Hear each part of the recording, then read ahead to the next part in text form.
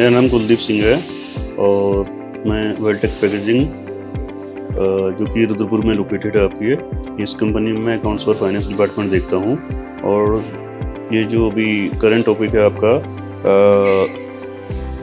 Water conservation का, इसके बारे में ज़रा मैं अपने कंपनी में जो इसका यूजर्स हैं उसको ब्रीफ में डिस्क्राइब करना चाह रहा हूँ। तो हमने एक्चुअली क्या है, यहाँ पर जो बोरवेल है उसके माध्यम से हम पानी का यूज़ करते हैं। इसमें हमारा एक कोरोगेशन का प्लांट है, दूसरा एक थर्माकोल प्लांट है और एक प्रिंटिंग मशीन है हमारी। तो इसके लिए हमें कम से कम 10 केल से बिलो देन हम पानी का यूज़ करते हैं डेली। और इसके अलावा हमने जो प्रिंटिंग मशीन और जो आपका थर्माकोल का प्लांट है उससे जो ड्रॉबैक होता है पानी का, उसके लिए हमने ईटीपी प्लांट भी अपना लगाया हुआ है,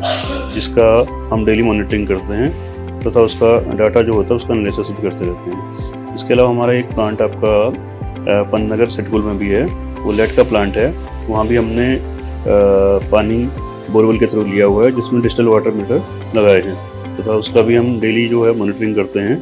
कि टोटल हमने कितना पानी आपका बोरवेल से लिया है, और उसको भी एनालिसिस करते हैं डेली बेसिस पे। उसके अलावा जो पानी का हमारा रेन के थ्रू जो होता है, रेन हार्वेस्टिंग के थ्रू, उसको भी हमने टैंक बना रखे हैं। वो पानी जो रेन के थ्रू इकट्ठा होता है तो उसको भी जब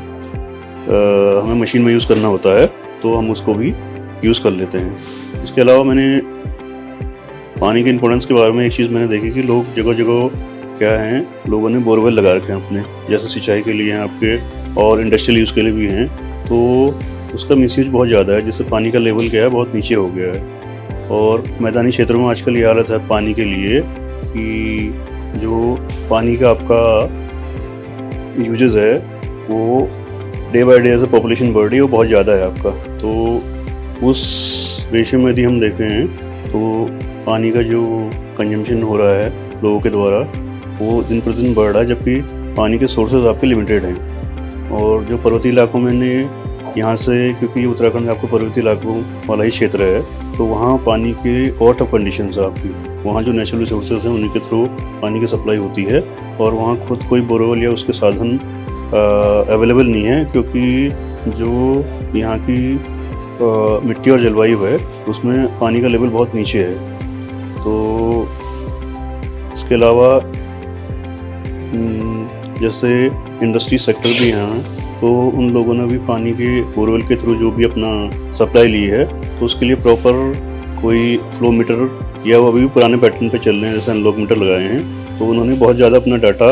मेंटेन नहीं कर रखा है, जिसके कारण यदि कोई गवर्नमेंट अथॉरिटी से ये डाटा का, यदि गवर्नमेंट अथॉरिटी भी कलेक्शन करती है डाटा का, तो वो उतना एथेंटिकल नहीं है। तो मेरी उन लोगों से भी ये अपील है कि चाहे कॉमन मैन अपने घर में भी यूज़ कर रहा है तो वो भी अभी जो लेटेस्ट डिजिटल मीटर का यूज़ करें, ताकि उनको भी पानी जितना कंज्यूम कर पा रहे हैं उसके बारे में उनको पता चल सके। जैसा कि मैं अभी आपको बता रहा था कि जो कंपनीज़ और इंडिविजुअल पर्सन्स भी हैं उनको पानी के प्रति इतना गंभीर नहीं है आज की डेट में भी, क्योंकि जो उन्होंने अपने बोरवेल या उनके माध्यम से पानी ले रहे हैं, तो जो वाटर फ्लो मीटर और उसका वो भी काफ़ी कम इस्तेमाल कर रहे हैं, और जो भी उन्होंने यूज़ किए हैं वो भी एनालॉग टाइप के वाटर मीटर हैं, जिनकी उतनी ऑथेंटिसिटी नहीं है। जो डाटा है उससे कलेक्शन किया है वो भी उतना ऑथेंटिक नहीं है। तो जितनी भी इंडस्ट्रियल सेक्टर हैं इधर से, जो भी हमारे नेबरिंग हैं या अदर स्टेट में भी हैं, तो उनसे मेरी ये अपील है कि पहले तो वो अपने जहाँ भी बोरवेल किए हैं जिसके माध्यम से पानी ले रहे हों, प्रॉपर डिजिटल वाटर मीटर्स में लगवाएं और डेली एनालिसिस करें कि हमने पानी का कितना यूज़ किया है, ताकि उसको उसकी इंपॉर्टेंस के बारे में पता चल सके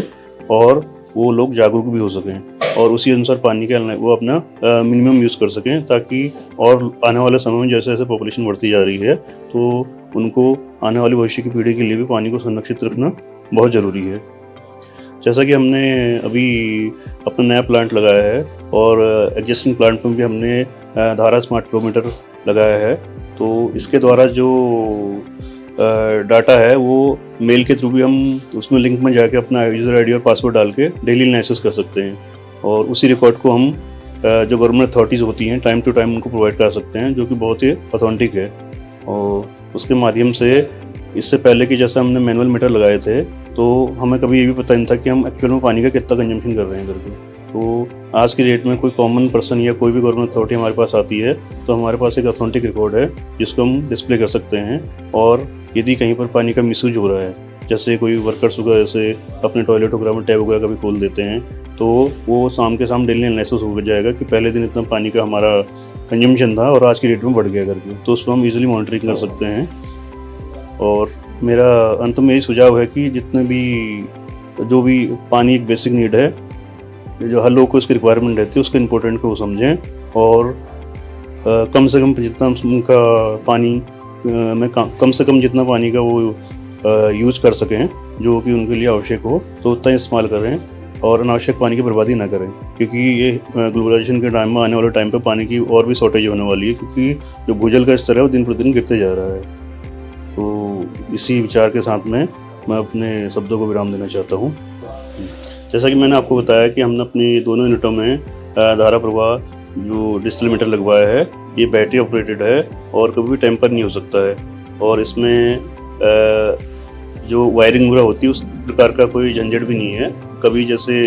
जो एनालॉग मीटर होते थे या जो डिजिटल मीटर और भी होते हैं आपके, वो इलेक्ट्रिक करंट के थ्रू जो ऑपरेट होते हैं, तो लाइट हाइट जाने में बड़े हम डाटा उसका एनालिसिस कर नहीं सकते, नहीं देख सकते हैं। तो इसमें क्या है, यूजुअली कभी भी 24 आवर्स आप इसके डाटा को आराम से चेक कर सकते हैं और जो कि बहुत ऑथेंटिक है।